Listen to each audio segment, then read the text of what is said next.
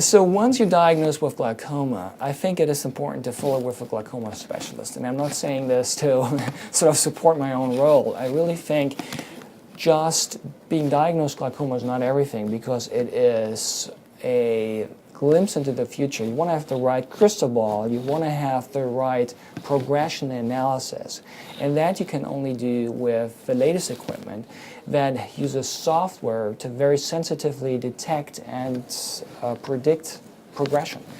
That is not available in average eye practice because this is very expensive equipment. Once someone is considered stable, then those patients can go back to their eye doctors, but it's still important to do that at least once a year data collection, even if you are stable, to make sure that that is true. The other recommendation, once treatment hasn't been initiated, we all are creatures of habit, and we don't like to take medications. Initially, the compliance, the adherence to these regimens, drop usage is very good, but then it quickly drops off. It's surprising how many people actually have medication available continuously at 1 year after starting a therapy that's as easy as taking 1 drop at night.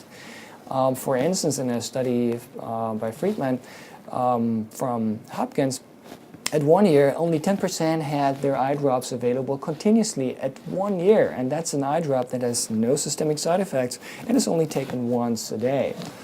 Overall, in other studies, you see that 30% only use their drops, and it's awful.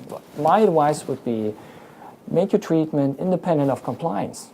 And how do you do this? Well, you go non-medical. You choose maybe selective laser trabeculoplasty, for instance, for mild glaucoma, which is slightly more effective in lowering pressure to start with, but more importantly, it takes the eye drops out of the equation when done in time. You don't have the adherence issues anymore. You're not reminded of your disease every day when you take that drop.